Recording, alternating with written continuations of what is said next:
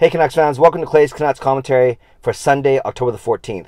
I'm Clay Emo at Canuck Clay on Twitter. I'm at Clayton Emo on Instagram, and this is my Canucks take, all in one take.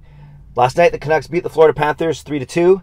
That's now their season record, 3-2, as they move above 500, as they progress through their 6-game road trip. But all I want to talk about today is one thing, one player. We'll make that two players technically. And I know you guys know where I'm going with this. It's been 16 hours. I've calmed down enough, at least enough to record this video. So here we go. Sitting at the wedding reception after a beautiful wedding. My good friends Peter and Aaron was in a good mood yesterday, as you can tell from yesterday's video. And they're at the reception after a beautiful ceremony at the church. I'm looking good in my suit because I'm a founding member of the Good Looking Canucks Positivity Club. My lovely wife Gail was looking good, looking great as always. Everyone at our table looking good, feeling good, eating, drinking, all good. And actually, I was very good about not checking my phone during the reception because I wanted to be present, of course, to my wife and to everyone there. But I did check the phone after the game to see if the Canucks won. They did. Awesome. And then the very next tweet I saw was, Coach Green has no update on Pettersson and Beagle. I said, uh-oh! So then I went through all the tweets, and I started to get more mad and more livid as I saw the tweets, and especially as I saw the video. We've all seen the video now. We've all seen Pettersson deking out Matheson.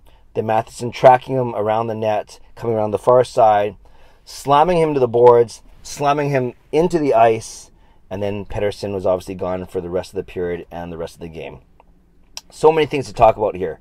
So many things. And I get that I'm going to be biased towards Pettersson. I get that I'm going to be biased in certain respects towards the Canucks, but not fully, and you'll see what I mean. After all, this is Clay's Canucks commentary and not Clay's Panthers commentary or Clay's NHL overall, pick whoever you want and we'll support everyone commentary. No, I'm a Canucks fan, true and true, true and true, and obviously I'm loyal and I'm concerned about our superstar, our franchise player, and I don't think it's too early to say that he will be our franchise player.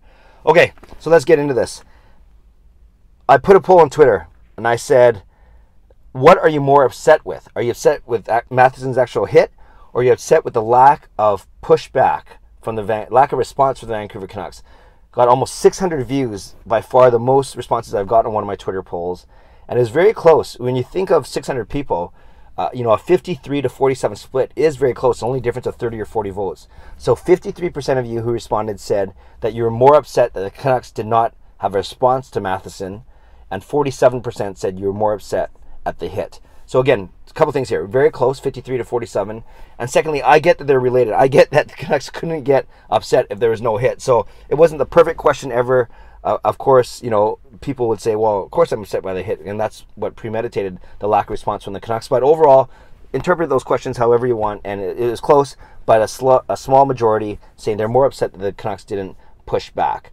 So I read a lot about that. I saw that. I watched the replay, and I saw, a couple people said that it was Horvat on the ice, and why didn't he do anything if he's supposed to be the future captain? But it wasn't Horvat on the ice. I watched the replay many times.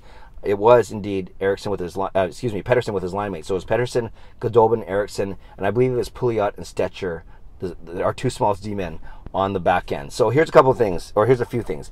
I spoke to my friend Mike. Mike is my season ticket partner. He was at the wedding reception as well. I showed him the clip. And I didn't tell him about any tweets, or I didn't tell him what anyone on Twitter was saying. I just asked him for his opinion. And I really trust Mike, not just because he's one of my best friends, good guy, season ticket partner, all those things. But he's played hockey all of his life. Especially as a youngster, he played to a pretty high level, and then he still plays, men's league. I don't know how competitive it is, but he still plays to this day as a 34-year-old. So he knows his stuff, basically. He gets hockey culture. He gets what's clean, what's not, what's acceptable. So upon first review, he actually didn't think the hit was that bad, but then I don't think he saw that he only watched it once or twice, so I don't think he saw Matheson actually sticking his stick between Pettersson's legs, what they call it, a pitchfork or a can opener. That's pretty dirty. So Matheson was obviously mad. He was embarrassed that Pettersson deked him out of his jock, so to speak, and you could tell that Matheson was eyeing on him on the short side of the net, and he actually went around and then delivered the hit after going around the front of the net. Away from the puck, mind you.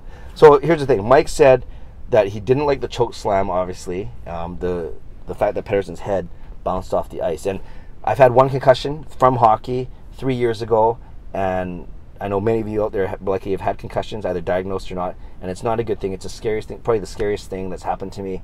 And once in a while, I'll still feel some effects from it. Well, at least when I stutter, I blame it on that. But I'm not to make light of a concussion. So obviously we're waiting with nervous anticipation as to what the news is going to be about Pettersson. So Mike didn't like the slam, obviously, to the ice of Pettersson's head. And this is what he said. He said the Canucks needed to step up and give a response right away. He said you can't blame the 4 other Canucks skaters that were on the ice because they likely didn't see it. And I agree with Mike there, because they all, if the puck was going the other way and they all had turned around, you know, the whistle came about 3 to 5 seconds after Pettersson got hurt. So there wasn't a lot of time to go after Matheson, especially if you didn't see it. So you can't really blame, at least I don't blame Eriksson, Goudobin, Pouliot, and Stetcher, especially, like I said, if they were turned and gone the other way. But Mike said the bench definitely saw it, and all the guys on the bench saw it. The tough guys, the Goodbransons, the Russells, the Begos, the Schallers, or at least the guys that were supposed to, brought in to bring grit. So he said this. He said Travis Green probably was preaching on the bench. You know, don't do anything stupid. Stay smart. Keep our composure. We got to win these 2. Got to get these 2 points. To which Mike would argue, 2 points in October doesn't really mean much, especially when you're not considered to be a playoff team. This would be different. This is March, right? And you're right in the middle of a playoff hunt, and you can't sacrifice 2 points by taking potentially a stupid penalty. Although some would argue you could still take a penalty, exact revenge, kill the penalty off, and still win the game, and then you have the best of both worlds. In fact, one commenter put it really nicely to me. He said, getting retribution or getting revenge or doing something to Matheson and winning the game, they do not have to be mutually exclusive. I think that's a really good point. Yes, when the hit happened, it was 2-2. And then, so can you go after him? Can you run him? Can you take a penalty, kill it off, and still win the game? Of course you can. And we know that Bo Horvat actually scored on the very next shift, or the 2 shifts after. The next time Matheson was on the ice, some would say that was enough revenge, the fact that Matheson got scored on it and the Florida Panthers lost. But I think what's getting lost in that, and Mike's point was, who cares about these 2 points now? It's more important to send a message. So about sending that message, he said you either run Matheson or you fight him. Mike said if it was him, he would have run him. Because you run him, you accept the consequences, maybe a fight, maybe a boarding penalty, and then you're done, right? If you fight him, and Mike's thought that Matheson doesn't have a history of being a dirty player, doesn't have a history of being a rat like a Marchand or instigating and then skating away. So he thinks that Matheson, for better or for worse, would have stood up to fight. So then someone like Goodbranson or someone goes over there and fights him on the next shift, and then he's done. Kind of like Hamonic did to Goodbranson on the other way when Goodbranson hit Dubé. Now, it didn't work out well for Hamonic, obviously, because he was out with a facial fracture, but at least he stood up for his rookie. So there are no Canucks standing up for their rookie, their prize player. So Mike says, run him, fight him, get it over with, but show the league, show the opponent, show the fans, well, who cares about the fans, show the league, show other teams that you're not going to stand for your star player, your franchise player getting run. So it's interesting. Everything Mike said was actually true. He said that he kind of predicted what Travis Green, and Travis Green proved Mike right in his post-game comments, saying, yeah, that we wanted to keep our composure, that we wanted to, the 2 points were important, or I think he said that, but in essence, that they wanted to win the game. So Mike successfully predicted that, and Mike's biggest thing is, you send a message now while there's, it's a game in October, and the Canucks aren't expected to push for a playoff spot. So in the big picture, these 2 points pale in comparison to the message you're sending to other opposing teams that you are not going to run our core, our franchise players. I don't get, for people to say, it's Pettersson's fault, he's only 160 pounds, he's a small guy, he's a teenager, blah, blah, blah.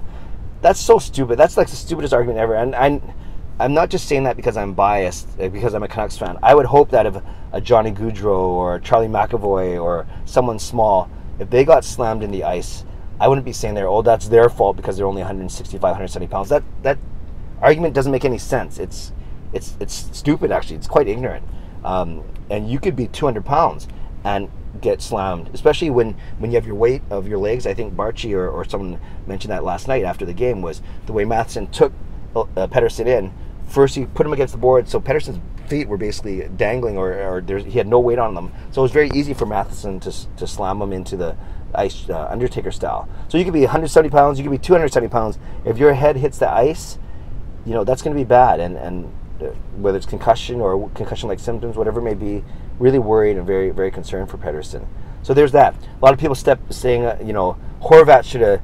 They didn't like Horvat's post-game comments because Horvat also used the word composure, and that he was glad that they stayed focused and got the win. I can see that. I can see how people would be upset about Horvat. They might think that that's being, too much of a, politically correct or whatever. But on the flip side, and again, maybe I'm biased towards Horvat, but what do you expect him to say? Do you want him to say, oh yeah, we should have gone out and smoked him, or we should have run him, or we should have gone after him and made him pay the price? Then you have shades of Bertuzzi, Naslin, Moore, Steve Moore. You have shades of premeditated attack, whatever it may be. So, it's tough. It's right after the game. You get a microphone in your face, and you want to say the right thing. You're still emotional, and you're worried. You don't know what what Pettersson's status is. So there's a lot going on. So I think whether you call it a pass or whatever, I think we can't get too down on Horvat for that. You can't get down on Green really for wanting to keep the composure because, or at least for saying what he said, because he's obviously trying to win the game, and I get that too.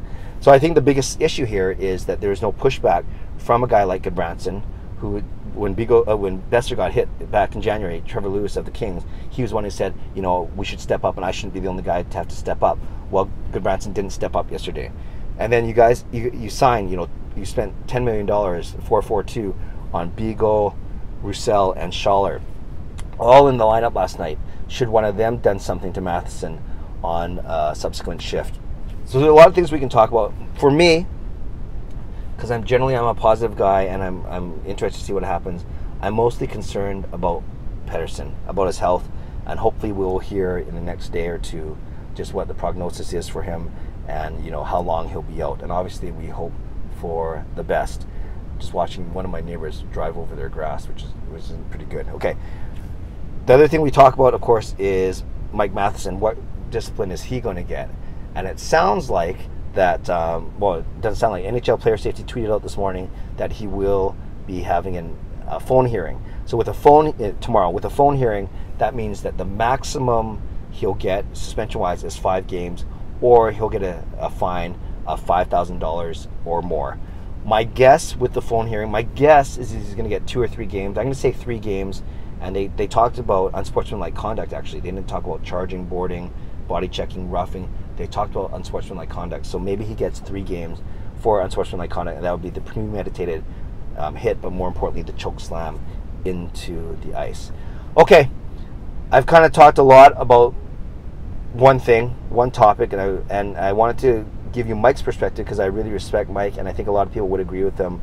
The whole Travis Green, the whole guy stepping up, the whole, all those kind of things. I would love to hear what you think. I know what a lot of you think. I've been seeing it on Twitter, but leave a comment below. I know I'm a little late to the party. I'm next day, but I wasn't going to record a blog in the middle of a wedding reception. But I'd still love to hear your feedback. Mostly, what do you think Mike Matheson is going to get as punishment?